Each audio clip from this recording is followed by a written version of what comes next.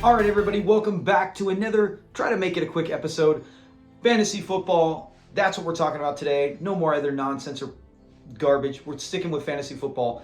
And today we're talking about a new nickname I created, right? You got the Fab Five from Michigan back in the day. You got the Russian Five from the Detroit Red Wings where they have Fedorov and all those good guys. There's always different nicknames. And today I am proud to announce that I probably think I'm clever when it's really not that clever.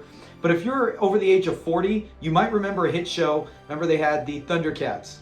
That was one of the big things, Thundercats. Well, there was kind of a copycat made from the same company called the Silverhawks.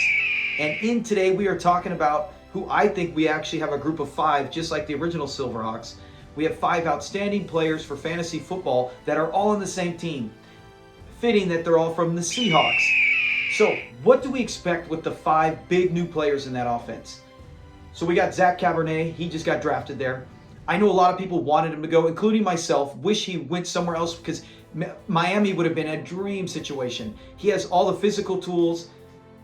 He could be a team leader. He's a three-down back. I don't know about team leader, but a three-down back. He's got outstanding attributes for a starting running back for football. And now he's with K9 unit with Kenneth Walker. So did I think that hurts him? Yes, of course. We all know that. When it comes to receivers, I don't think that hurts him. When it comes to running backs, yes. So at best, what are we looking at? Zach Cabernet, is he going to finish the season? My guess is somewhere around anywhere from RB 22 to RB 18. Now I know that might say, hey, how's that going to happen? How could you get all these things, what I'm about to say, to happen? Kenneth Walker, I don't think he'll finish RB 10 or best. Originally I did, but once the draft happened, I had to ease back some. I still think him and Zach are both potential RB1s skill-wise, but in this offense, which Pete Carroll loves to run, that's why they drafted him. Two running backs back-to-back years in the second round, and they are well-deserved to be drafted on your team. I think both of them, I would say Walker, because I think he's going to have a better start to the year. And as it goes on, they're going to find some kind of combination to where you might get 18 touches. Chris Carson and Rashad Penny, I've talked about this in the past. When they were both healthy, there were games where Carson might get 17 points and Penny might get 20 because he was kind of the receiving back. And they were so good, 1-2 combo. And if you had them, either of them, you had a pretty good fantasy, an RB2. He's not going to lead your team unless you have like elite receivers, but pretty decent. I could see that happening here. I could see Zach some weeks being maybe RB12 and Walker maybe RB15. There might be weeks, one of them, most likely Walker might be like RB8 and maybe Cabernet goes back to like RB24, something like that, maybe even a little less. But I think the projection right now, if you look at on Sleeper app, they already have Cabernet projected to get, I want to say 8 points. So if he gets a little more than that. So that's Zach Cabernet. I think at the end of the season, he will finish somewhere around 24 to 22 in that spot. I think Kenneth Walker, I think he's more RB 14, RB 16, somewhere around there. Both of them RB2, both of them RB1 numbers, week in and week out. It could happen anytime. And that's the whole theme with this one. The three wide receivers, DK Metcalf. I wanted to call him Kenny Loggins. Tyler Lockett. I don't know why Kenny Loggins, Tyler Lockett, but Tyler Lockett and now JSN. I think those three will feed off each other. Now, it's not a heavy passing offense. So DK, you strike out year one where he was kind of feeling himself. He's gone worse each year, but not incredibly bad. Like wide receiver 1, then he was like wide receiver 14 overall, then wide receiver 16, I want to say last season, could have been 17. I don't have the numbers offhand. I don't think he's going to get outside of that box. Maybe he finishes wide receiver 19 this year. Maybe Tyler Lockett, who was 13, steps back and now he's like 17. And then you got JSN, who I think will finish anywhere from wide receiver 17 to 24. I think he will be in that range. It sounds crazy for this offense to go, how are they going to do this? You got Geno Smith as a quarterback. Well, DK Metcalf had a career high in targets and receptions last year. His touchdowns dropped nearly in half. That was the big thing. Tyler Lockett had the second most targets and second most receptions in his career. His touchdowns went up to 9, so he was a couple over DK. But he's had bigger years in the past.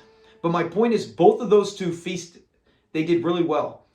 Now you add JSN. What this is going to do is, That's too many pieces to stop. That's what made Silverhawks so good, and just like Thundercats and any kind of those 80s cartoons, is that there were you couldn't just focus on one guy, right? You had the big muscular guy, you had the speed guy, you had the young person who was really smart, you had the girl who was really fast, and then the leader. With this, you got the muscle, you got the speed, you got the youth, and you got the power, and you got a head coach who's going to use them all. I am very excited. And being a Rams fan and my wife a Raiders fan, my son is a 49ers fan, one of my sons. So you got a whole bunch of combinations, not the Raiders, but they used to be, remember Seattle with them, but you got a combination of NFC West in this house.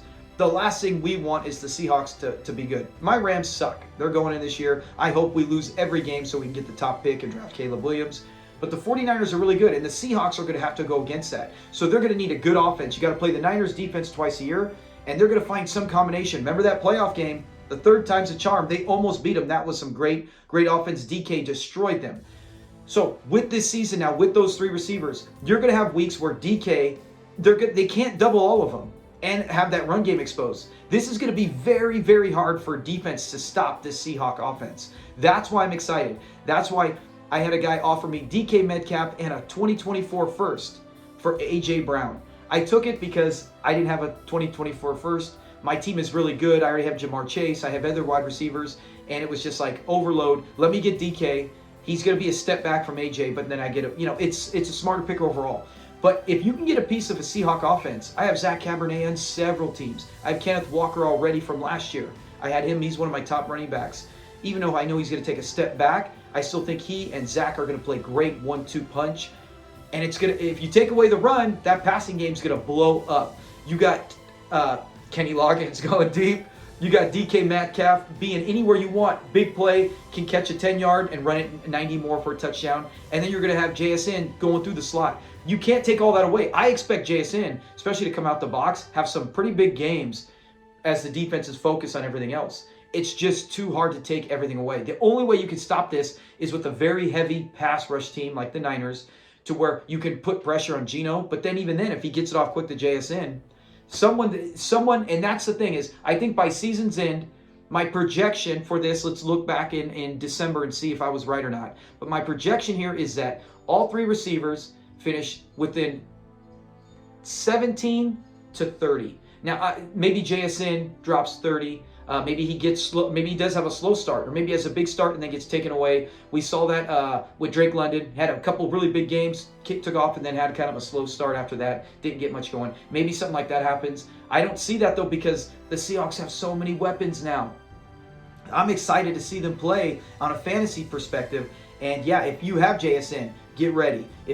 And now here's the only drawback with all these weapons and these things is, yes, I think on the end, two of the three, if not, maybe possibly even all three, maybe JSN's 24, 22 for DK, and like 19 for Tyler Loggins. But with those three, I think they are going to finish wide receiver 2. I said this last year, and I did, and I got kind of laughed at by some. I said this last year. I said Tyreek Hill and Jalen Waddle would help each other and both finish wide receiver 1. That it wasn't crazy, and they did. And it's the same thing here. I think all three are going to finish in the wide receiver 2 bracket from 12 to 20 or 13 to 24. But there are weeks they will have wide receiver 1 numbers. You might have DK, maybe he has 6. Tyler Lockett, maybe he has 9. And then JSN has 19. Something like that where you're like, dude, he had a wide receiver 1 week. So you cannot bench. If you own any of these 5 guys on your fantasy team, if you have a running back and receiver, keep them both. That's good. If you got 2 receivers, I would still be okay with it. But maybe you might want to ship one off. But either way, I think they are good building blocks, pieces to be RB2, wide receiver 2. But then you need an A.J. Brown. You need a Jamar Chase. You need or like a Christian Watson and maybe, who's another receiver offhand? Maybe a Chris Olave or a Garrett Wilson. Like if you have a Drake London, Chris Olave, and a Tyler Lockett, that's a good 3 receiving core. You're going to get weeks where Tyler really kicks it up and weeks where he's like, okay, he had 11 points, but Olave, Wilson, London, one of those guys really carried you. And that's what you need. Don't rely on any of the Seahawk players to be your aces. Rely on them to be your anchors to where they're going to get you double digits most week. 10 points, 12 points, whatever that is. They're going to be a very solid piece. So don't bail on them. Don't think, hey, this can't work. Pete Carroll and that offense knows what they're doing. That run game knows what they're doing. I'm so excited to see the juggling act from those 5 amazing Silverhawks. And remember, if that name ever picks up, you heard it here first. If it doesn't and it sucks, you still heard it here first. So have a great day.